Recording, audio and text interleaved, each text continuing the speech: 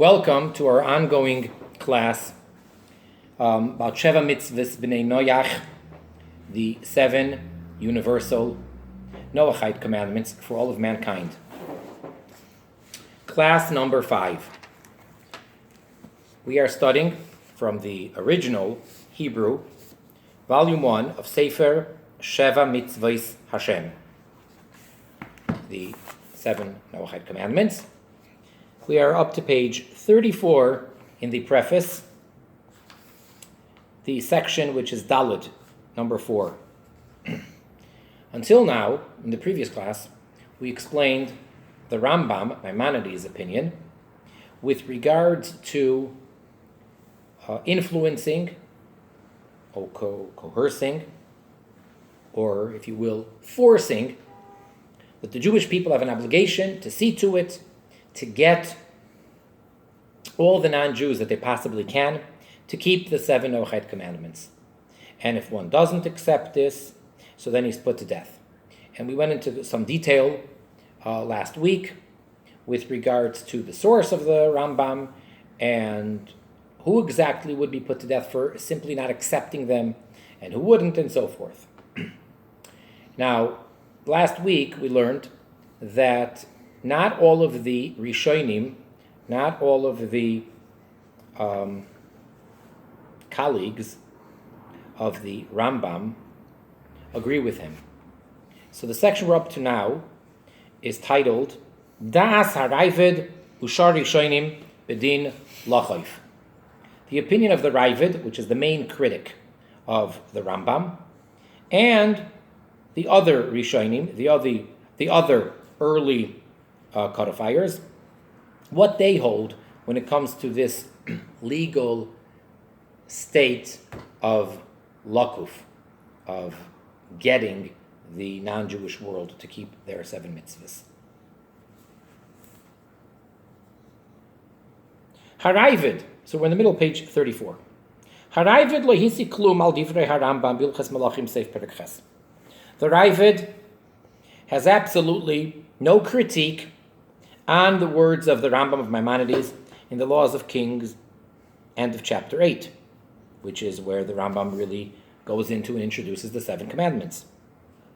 Shemizeh nireh, that from this it appears, the maskim, that the Ravad agrees, himashakasav Rambam, with that which the Rambam wrote, namely, the Yafas Toyar, V'ir, Shehishlimah, that in the case of the Yafas Toyar, which again, just to remind everyone, in the case where a Jew goes out to war and he sees over there a woman that he wishes to take and to marry.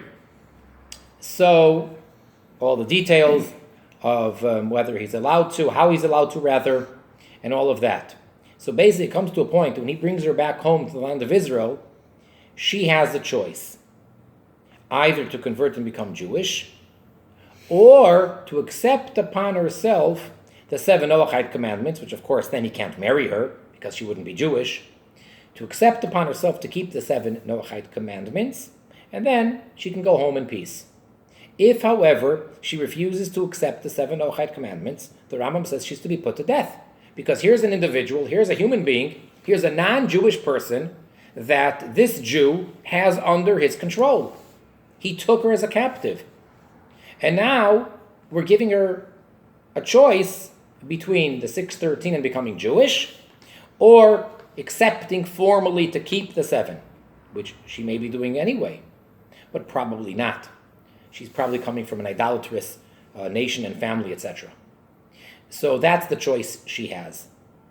If she refuses to even accept the 7, so then we have control. He took her as a captive.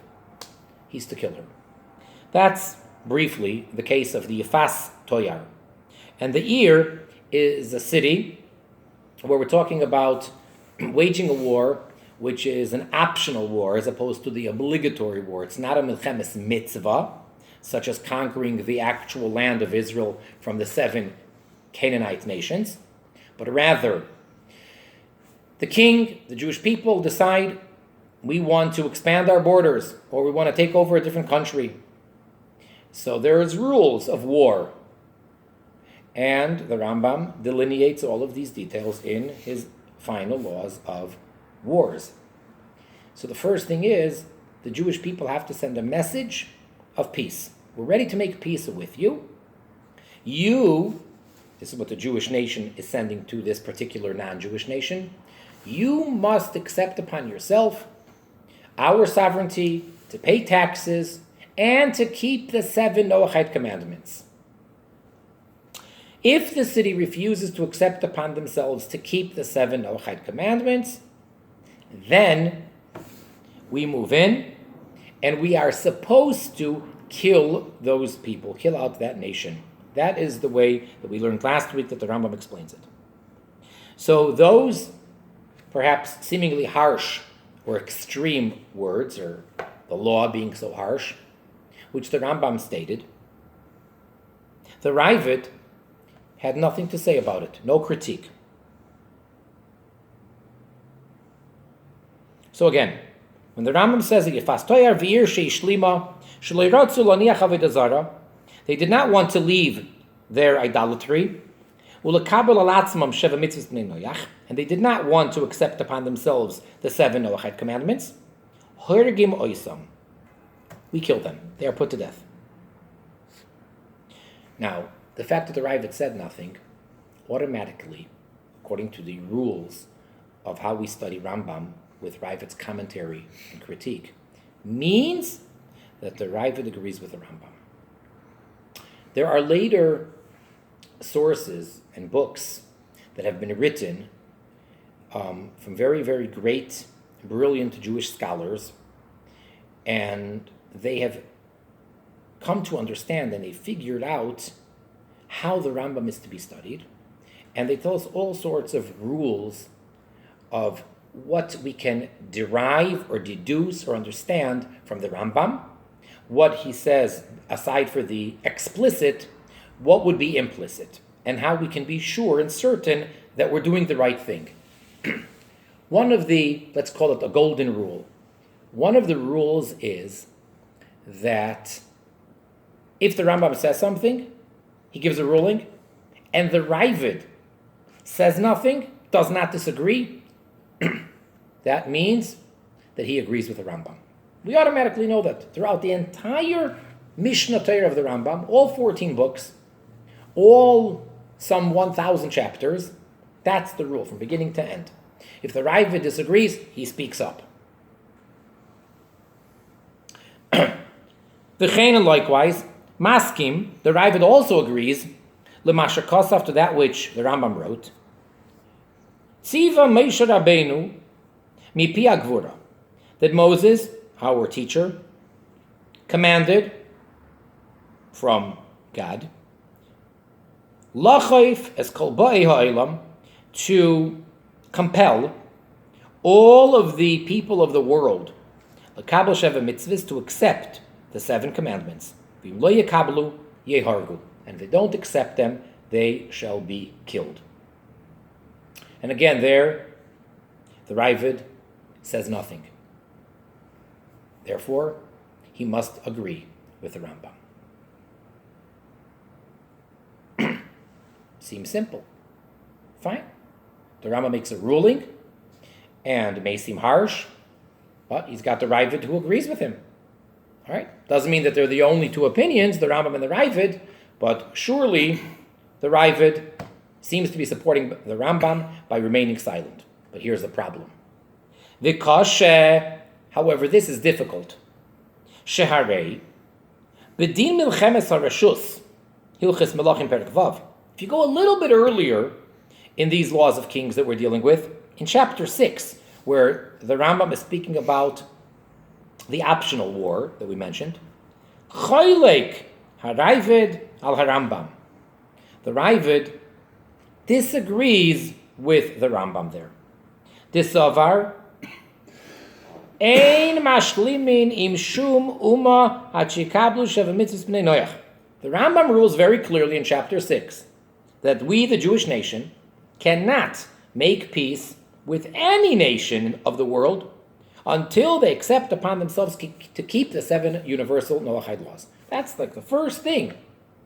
We're ready to attack, and we tell them, are you ready to accept the 7 Noahide commandments? They must say yes. If they say yes, now there's what to talk about. Now we can approach and try to deal with this in a peaceful manner and have no bloodshed. But if they refuse and they say something to the effect of, mind your own business, we're not accepting the 7. The Rambam says we have no right to deal with them in any peaceful manner. V'haravid soiver. And over there, the Ravad maintains the Arim Rechaikos, that far off cities, far from the land of Israel, she'einam me'eretz Yisrael, they're not part of the land of Israel, mashlimin imohem, the Jewish people could make peace with them, afal pi she'oivdim avodah zara, although those cities, that nation, which is not in the land of Israel, are worshipping other gods. And they did not accept upon themselves the 7 Noahide commandments. So long as they accept to pay taxes and to be under the sovereignty of the Jewish people. They only need those 2 conditions, not the one about keeping the 7 Noahide commandments or even abandoning their idolatrous ways. So that seems to go against what the Rambam says later, and over there the Ravad didn't disagree. So the whole idea, according to the Ravad, is he agrees with the Rambam if it's one of the cities which are in the land of Israel. If they refuse, kill them out. But if it's a country or a city which is further away and it's not in the land of Israel, and the Jewish people would like to conquer that island or whatever, then it is not necessary for those people to accept the 7 Noahide commandments. I mean, not necessary as far as the Jewish people are concerned, that we don't have to kill them. V'chein das haramban v'hatoisfus. And likewise, 2 more Rishonim, 2 more early codifiers, agree with the Ravad's approach. The Ramban, Nachmanides, and the Tosfos. That's the second commentary on each page in the Talmud. The main commentary is Rashi, and Tosfos means the addition, so that is a compilation, it's a school of many disciples, some of which were actually Rashi's grandchildren, and others. So what do the Ramban and Tosfos maintain? That when it comes to an optional war, ein shayalin mehem, rak t'nai mas v'shibud. We do not make a demand or ask of them anything other than paying taxes and accepting our sovereignty. Nothing with the Sheva Mitzvahs. According to the Ramban and Tosfos, it is unnecessary for the Jewish people to ask them to keep the 7 Noahide commandments. That's only if it's one of the 7 Canaanite nations in the land of Israel. Furthermore, we're on top of page 35. V'gam al mashakasav harambam, and also with regards to that which the Rambam wrote, Hilches Avodah Zarah Perik Yud, in the laws of idolatry, chapter 10, Bebiur Halav Lo Yeshvu B'Artzecha, where the Rambam there is addressing the negative commandment, the prohibition of they shall not settle or dwell in your land, that the Jews are not allowed to allow them to live in the land of Israel. Shein manichin shum nachri la'avar b'artzenu ad shekabel sheva mitzvahs. The Rambam states quite clearly there in the laws of idolatry that the Jewish people are not allowed to allow any non-Jew to pass through their land, our land of Israel, until he accepts the 7 universal Noahide commandments. V'im lav, yeh hareg. And if he doesn't accept them, he's to be put to death. So as soon as he comes to the border, ideally, according to this Rambam in the laws of Avodah Zarah, he comes to the port, gets off the boat, or arrives at the Ben Gurion airport, at the checkpoint, at the border. What, to see your passport? Okay, you see that this person is not Jewish. Do you accept upon yourself to keep the 7 Noahide commandments? They ask him questions, of course. What's the purpose of your visit? How long do you plan on coming here for? Why are you here? And the guy says, I came here for 2 weeks. Why? I have a business deal. All right. Do you accept the 7 Noahide commandments? Are you aware? Do you know what the 7 are? And do you accept upon yourself to keep them? And please sign on the dotted line on this form, which clearly states that you are accepting upon yourself to keep these 7. If the guy says, yeah, sure, and he signs, or he raises his right hand and he tells the teller over there, I accept, wonderful. And if the guy says, no, it's against my beliefs, it's against my principles, I do not. So we say, wait 1 moment. A minute later, the officers come and they tell the person, come with us, and that's the end. And then you don't hear from that person anymore. That's what the Rambam seems to be saying to do. That's what the Rambam says. And over there too, Choylek HaRavad, the Ravad disagrees with the Rambam there. The Soiver and the Ravad maintains, Derak ein manichin lohem ladur be'eretz Yisrael. It's just that we, the Jewish people, don't allow them to dwell, to live and have permanence in the land of Israel. Achikablu Sheva Mitzvot until they accept the 7 commandments. Avalaver bartzeinu, but to just pass through our land, the man has a connecting flight that's through Israel. Ein moin in oisam. We do not hold them back. And even though they did not accept to keep the 7. So the Ravad softens it a little bit, and he says, I agree that we're not allowed to have non-Jews living in the land of Israel if they didn't accept to keep the 7. But the prohibition is not that you can't allow them to even pass through the land if they don't accept the 7, and if they refuse to accept it, to kill them. That the Ravad disagrees with. Hooray! Sheharayvid loy soiver karambam de koifim b'nei noach al kiyum sheva mitzvah seim b'chol mikre. So what comes out from here is that the Ravad does not hold to the extreme of the Rambam, that the Jewish people, in every case, force the non-Jew, the Ben Noach, to keep their 7 commandments. The Ravad says that's not always the case. Sometimes it is. Like if it's in the land of Israel, and if it's one of the 7 nations, or if the person wants permanent residence, fine, then the Ravad agrees. But otherwise, the Ravad disagrees, clearly. V'im kain, and if so, here's the question. Lama shasak HaRavad. Why did the Ravad remain silent? V'hiskim, and as we said, based on the rules, so he agrees. To that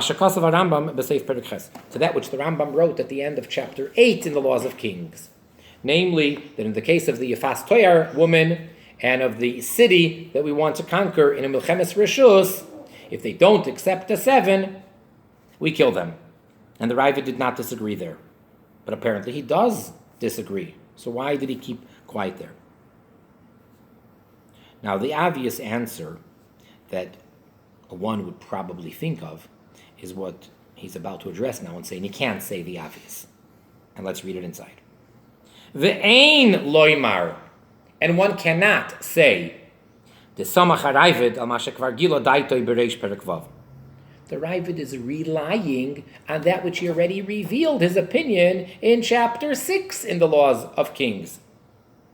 De'ein shoyal in mehen elamas v'shibud. Where there, the Ravad disagreed, he spoke up, and the Ravad writes over there that if we're going to a war, which is an optional war, and it's not in the land of Israel, so all we demand of them is taxes and subordination. And therefore he doesn't have to repeat himself here. Fine, you can say that explanation that the Ravad is relying on what he wrote just a few chapters ago when it comes to the city, to that case of going to war against a city that's not in the land of Israel. So he already made himself clear. He need not repeat himself. Granted. Problem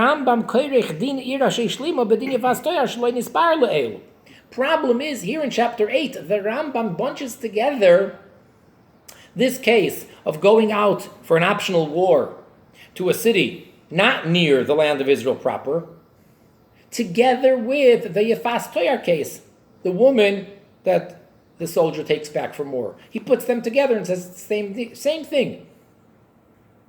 And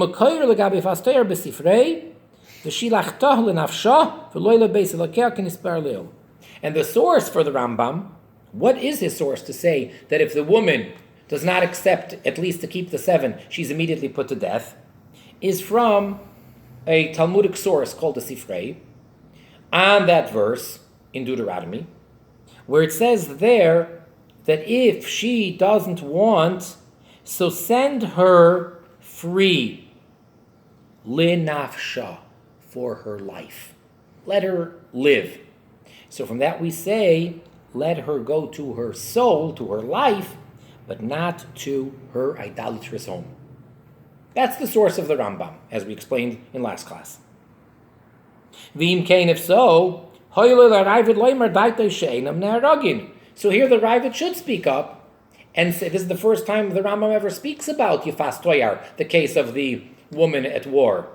So here, if the Ravad disagrees, which apparently he does, he can't rely on what he said earlier, because we never had this part of the topic beforehand.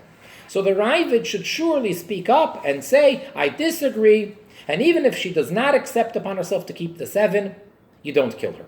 He doesn't say that, implying that he agrees. So basically at this point, we have a problem with really understanding the Ravad. The Rambam we have clear. The Rambam's quite extreme and pretty clear. The Ravad seems to be understood up until you get to this point, chapter 8 in the Laws of Kings, where he doesn't state his opinion again, and he really needs to because of the added Yefas Toyar case. Lochein nire loimar. Therefore, says the author over here, Rabbi Weiner, that it appears to say Bisvaras HaRavad in the Ravad's opinion. We're now going to explain what does the Ravad really hold. The Shaini Milchemes Reshus, an optional war where the Jewish people just decide to go and conquer some more land. That case is different. Di ikara toivas Yisrael v'atzlachase begashmius. That type of a war, what's the purpose? Well, it's primarily for the benefit of the Jewish nation, of the Jewish people, and for their material success. So it's so to say a political move that it goes something like this. The king of Israel and his government, they see that the Jewish people are lacking something material. Whatever it is, certain produce there isn't enough. And they say, hey, over there they have plenty of it. Whatever it may be. Or perhaps certain animals, there's a shortage. Whatever the case is, the economy could use a boost. And if we were to conquer that country, or a piece of that country, we don't need the whole country, we don't want to be greedy, if we would just conquer something, that would help us. All right?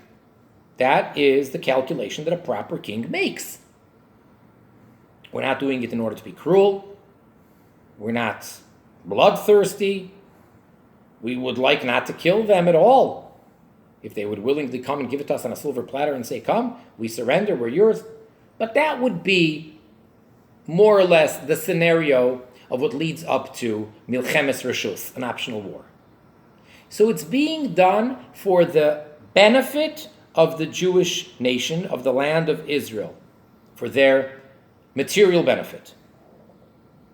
Therefore, ve'ein ma'arvin b'cheshben ha'milchamos, so you don't mix into the calculation of why we should or shouldn't make a war, or how to make a war, or with whom to make a war, or when to go to war.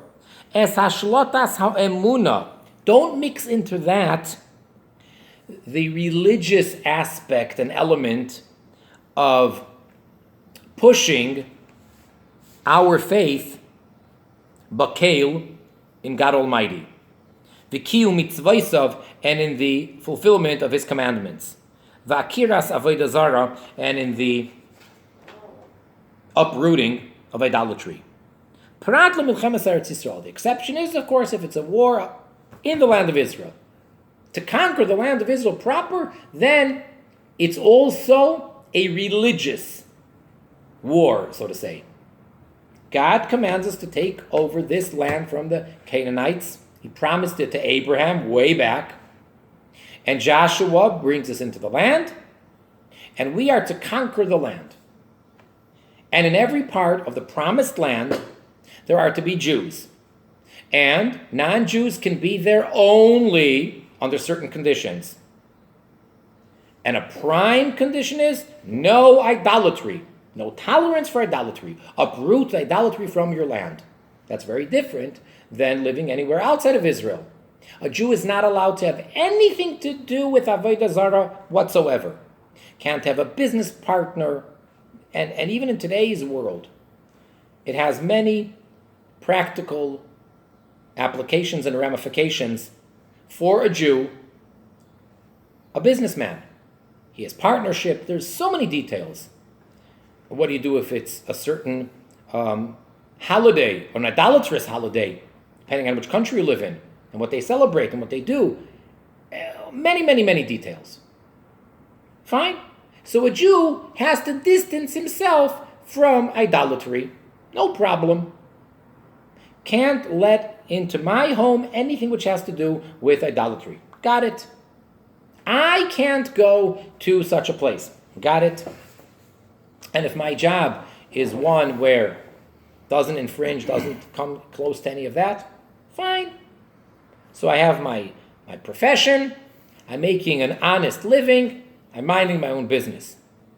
It happens to be that to the right of my house, there is a building which is a base avodah zarah. That is the place where they come and they actually worship other gods.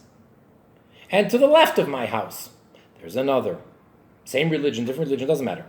And they are idolatrous. Across the street from me, there is another such building. Perhaps I shouldn't live in that neighborhood. However, I don't think there is a prohibition. I can't go into there. I can't have any dealings with them. But I have my house and I'm minding my own business. That's good for the Jew who lives in the diaspora, anywhere outside of the land of Israel. In the land of Israel, we, the Jewish people, are not permitted to tolerate or to allow any avodah zarah. And if we know of someone who is worshiping avodah zarah in the privacy of his own home, we have to get rid of it.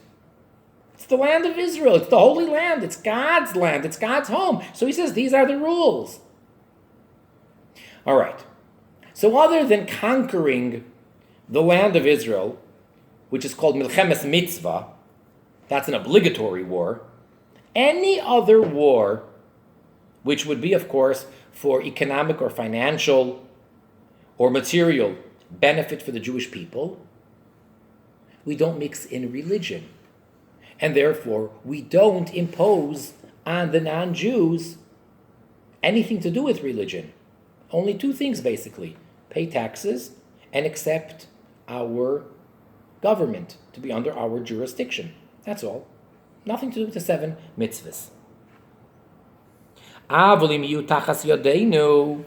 However, if in any way they will be under our rule, somehow we now have a situation where non-Jews are under the rulership of the Jewish government. V'yadeinu takifa, and we have a strong hold. We can control things. It's not like, well, you have some governments where they don't have much say. No. The Jewish people are in charge. And at this time, I do not want to get into the modern day situation in the Holy Land of Israel, where that would be a lecture unto itself, at least one, if not a series. The modern day state of Israel, which, let's suffice at the moment just to say that it's not, unfortunately, it's not run according to Jewish law and according to the Torah. And just to make it really, really simple, within the parliament, it's a so-called democracy. It's the only democracy in the Middle East. Within the parliament, an equal vote has every member, as it is in a democracy, and amongst those people are open and sworn anti-Semitic non-Jews.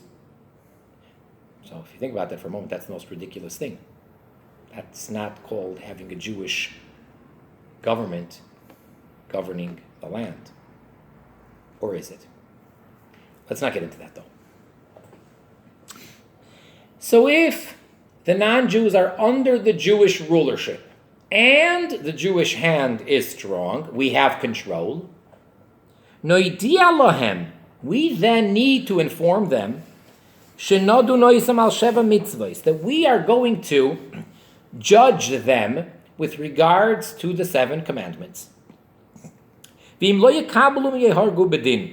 if they don't accept to keep the 7, they will be legally put to death.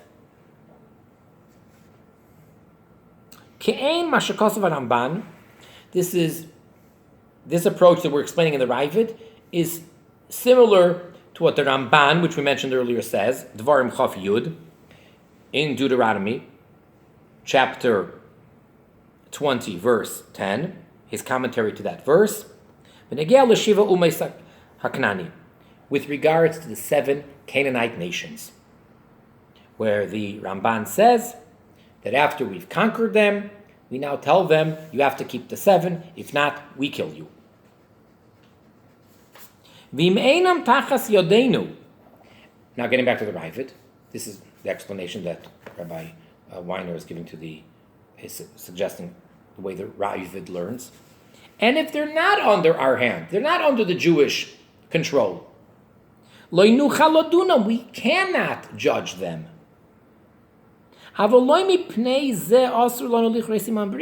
But that does not make it prohibited for the Jewish people to make a treaty or a covenant or peace with them.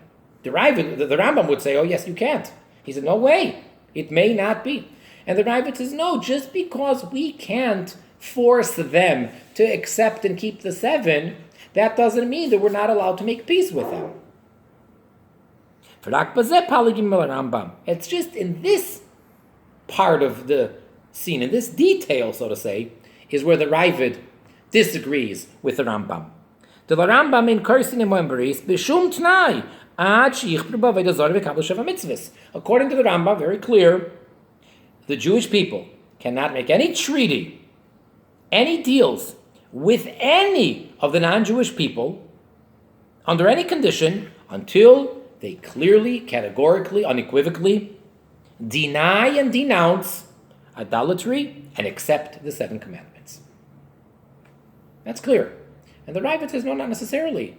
If we're in a situation, even if at first we weren't, but now they've accepted our sovereignty, and the political situation is such that we do in fact have total control, then we need to come to them and say, all right, we are the governing body here. You pay taxes. You accept our laws, for better or for worse, in every detail.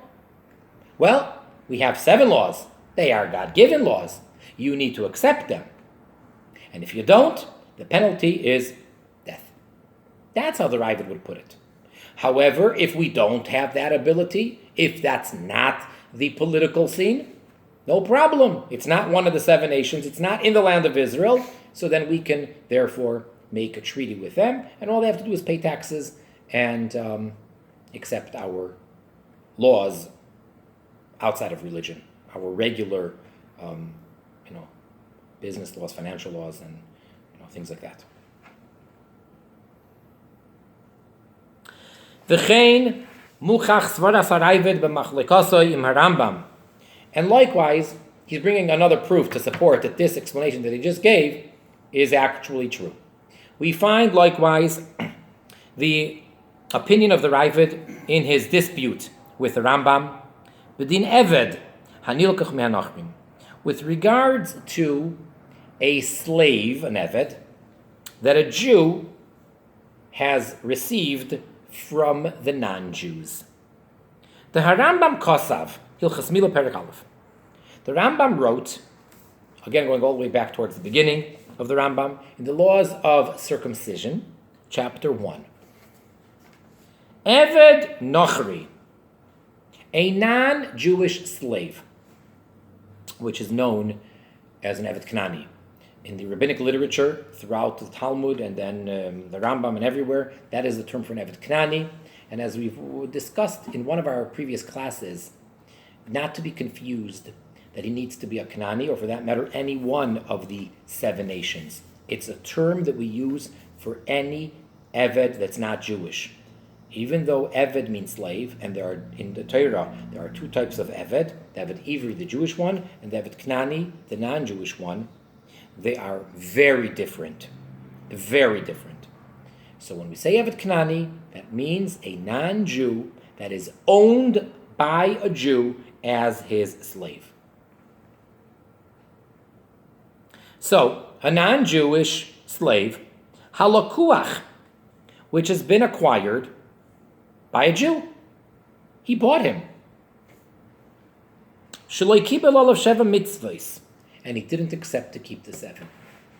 All right, so you have a Jew, and he went over to a non-Jew, and he says, I would like to buy an Eved. Do you have anyone for sale? And the guy says, oh, yes, I have a guy. He's really nice. I said, I'm not looking for a friend. I'm looking for a servant, for a slave. I mean, you could trust him. Well, thank you, but generally speaking, Avadim are not trustworthy. But I'm glad that you're vouching for his integrity. That means something to me. And then we start asking questions about, can I see him? How strong is he? I mean, it depends what job. I mean, we're hiring an Eved.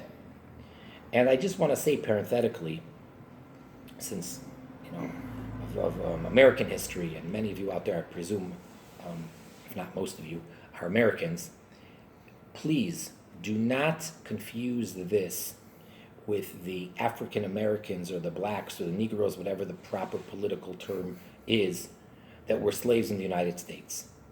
That was absolutely wrong. That was tragic. That is not what the Torah recognizes. That's not. So when we hear the word slave today, because of that and other things, and for the Jewish people, even going back to the beginning, we, the Jews, were slaves in Egypt. So the word slave has very negative connotation to many people, and understandably so. According to the Torah, that's not what it is. So a slave is not someone who I have a right to just beat mercilessly. That's not what it is. He is a lower class person, that's true. And as I just mentioned, as a rule, they're not trustworthy, that's true. However, the Torah and Maimonides, the Rambam, makes it very clear. A person has to treat them as human beings. Has to respect them. There are rules. He's my slave, so therefore I can work him. I'm not supposed to just give him busy work, just whatever. I'm not going into all the details. But don't get it wrong. It's not like the master has a right to just beat him or who knows what, or abuse him. So, I need a slave. And I need him to do all sorts of work for me. So I can't get someone who's frail and ill and very old. I'm not looking for someone to take care of. I'm not looking to adopt a slave. I'm going to pay you money, and based on the age and the health and the strength and all of those qualities, that's how much the slave would be worth. All right? Again, in today's society, in the Western world, that may sound so cruel or even barbaric. But you think he's an animal? Just go to the marketplace and buy him. that's we may view it that way, and that may be difficult for us. But biblically speaking, and it was very normal throughout the entire world, and really there's nothing wrong with that. And that is that a person can buy a slave. You go to the marketplace and you buy him. So the Jew went over to a non-Jew and he says, I'd like to buy a slave. And he says, fine, I'll sell you this person, let's use today's terms, $5,000. $5,000, all right? And I may try to bargain with him, may not. And that may be the market value, based on his age, as I mentioned, his strength, his health, and all that. So I pay $5,000. I now own this human being. And if you have trouble relating to that, I'm sorry. So I now own this human being. I bought him from someone who owned him. I, the Jew, bought him from a non-Jew. The guy himself is not Jewish. Now that I own him, and by the way, again, just parenthetically for the moment, Abraham owned slaves. Avraham Avinu. Abraham had slaves. And then when he received the mitzvah, the commandment of circumcision, he had to circumcise all of the male human beings of his household. Himself, his sons, and all of his male slaves. They're not Jewish. This was before the giving of the Torah. He had to circumcise them. So now, the Jewish owner of this non-Jewish slave, if the slave refuses to accept upon himself to keep the 7 mitzvahs, Hareg miyad, says the Rambam, that slave is to be killed immediately. Because again, here's a situation where there is a ben noyach, there's a non-Jew, who is under the control, under the jurisdiction, under the ownership in this case, of a Jew. So I tell him, and I have the right and the control and the ability to carry out this threat. Accept upon yourself to keep the 7. And then, wonderful.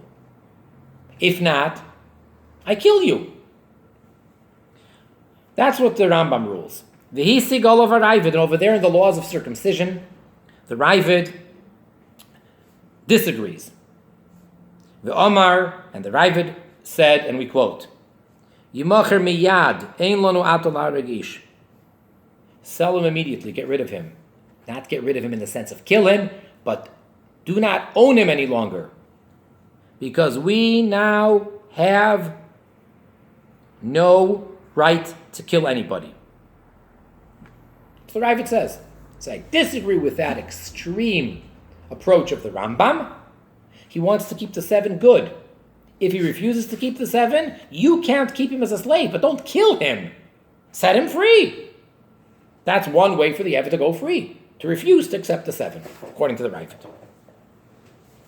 Upiresh HaKesef Mishnah, one of the primary commentaries on the Rambam, in the regular printed editions, he's right there on the page. It's called the Kesef Mishnah. Happens to be the author of the original Shulchan Aruch, of the Code of Jewish Law. The Kesef Mishnah, who generally explains the Rambam, or he will explain arguments between the Rambam and the Ravad, oftentimes he'll try to come to the rescue, so to say, of the Rambam from the Ravid's critique. So the Kesef Mishnah explained, the Lopaligim Rambam, the Ravad here is not arguing with the Rambam the koifinois l'kabel Sheva Mitzvot, that we force him to accept the 7 commandments. V'im lav, and if he doesn't accept them, ein mekaiminois ke'eved afilu bizman hazeh. We can't keep him as a slave even nowadays. Ela shelarig bizman hazeh lo yhargin. The only thing the Ravad disagrees with the Rambam is that nowadays we don't have a right to kill him. Aval bizman sheyesh sanhedrim.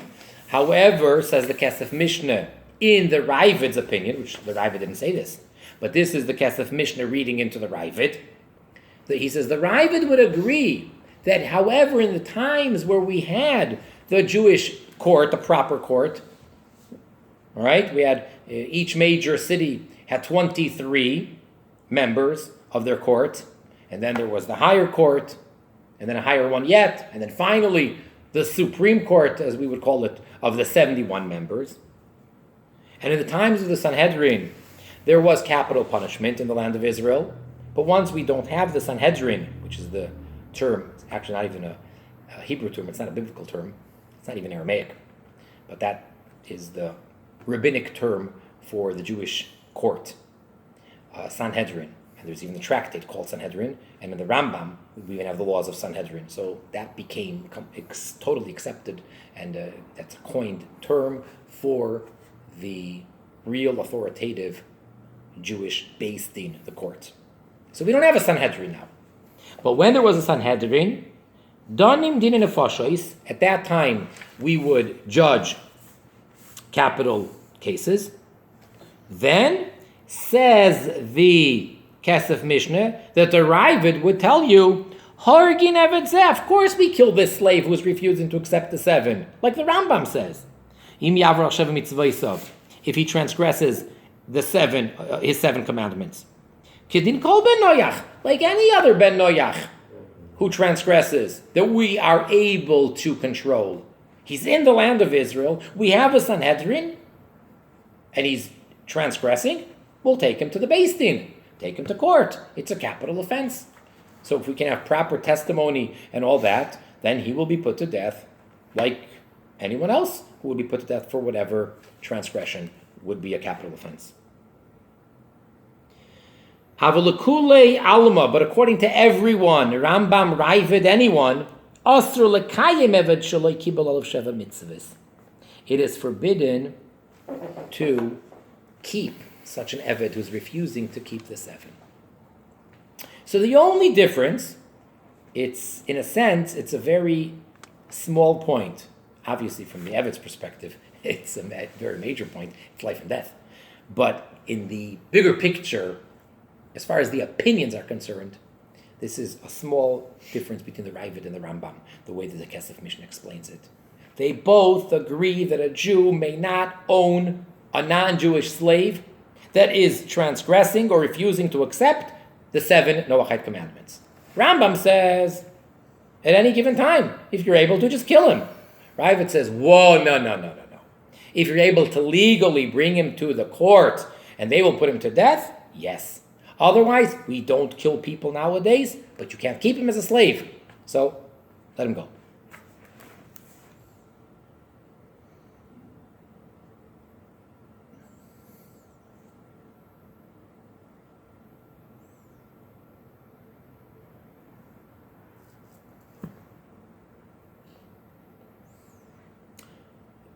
V'chein pashut b'Ravad. Hilchis Isurebiyah Perek Yodalet Halacha Ches.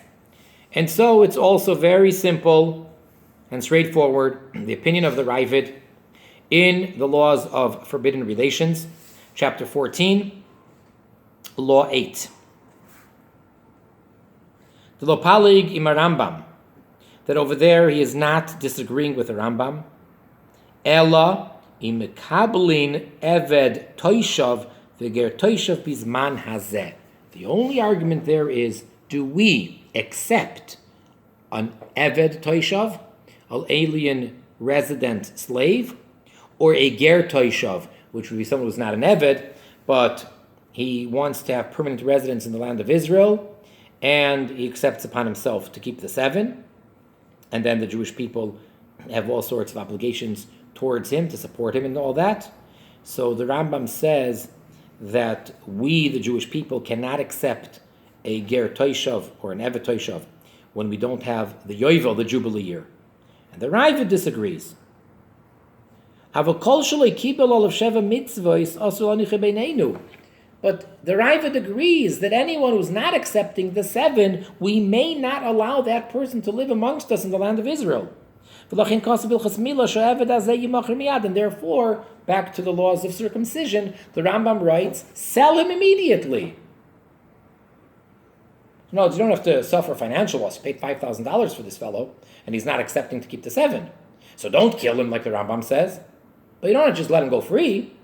Sell him to some non-Jew. Don't sell him to a Jew, because then you'd be transgressing the prohibition of putting a stumbling block in front of a fellow Jew. Because Same reason you can't keep him, because you can't own a person who is refusing to keep the 7. Well, your fellow Jews no worse than you. But sell him to a non-Jew.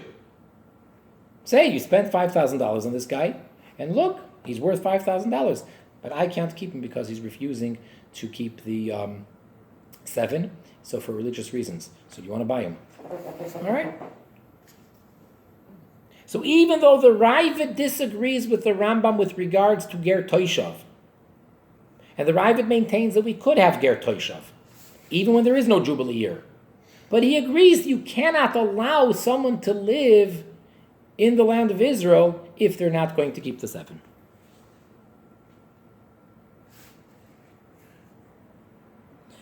Venire, and it appears, Deloi palig harayvid al etzem divrei harambam.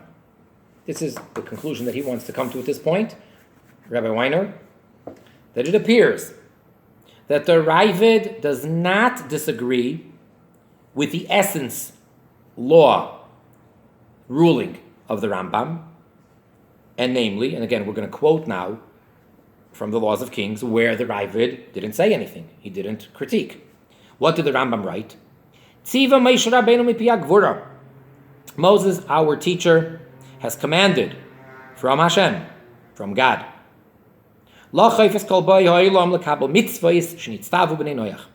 to force all the people of the world to accept the commandments that the sons of Noah were commanded.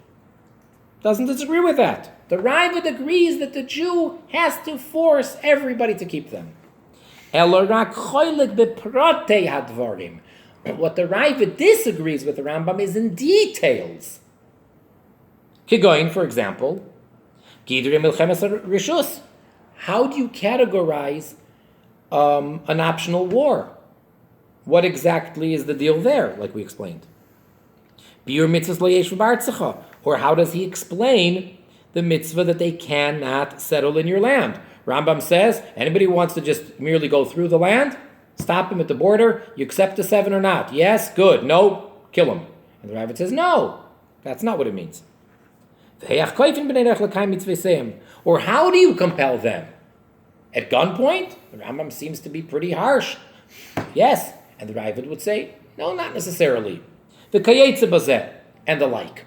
So in the details, or in the approach, or in the application, the Ravad may differ with the Rambam.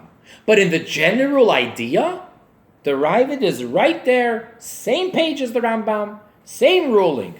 The details, which therefore on a practical level could make it very different, the Ravad and the Rambam.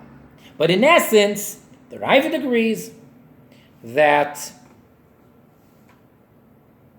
the Jewish people have a responsibility and an obligation to reach every human being that they possibly can, and to compel or force, or if you want to say it in a softer way, to influence them to keep their 7 Noahide commandments. We're going to stop at this point. We're in the middle of page 36. So until next time, I'd like to wish everybody much success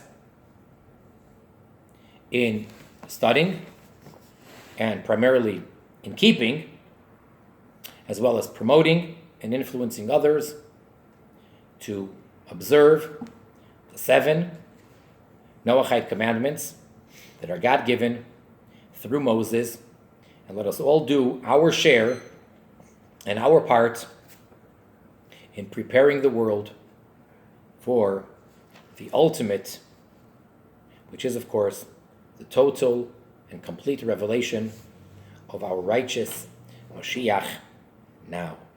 Thank you.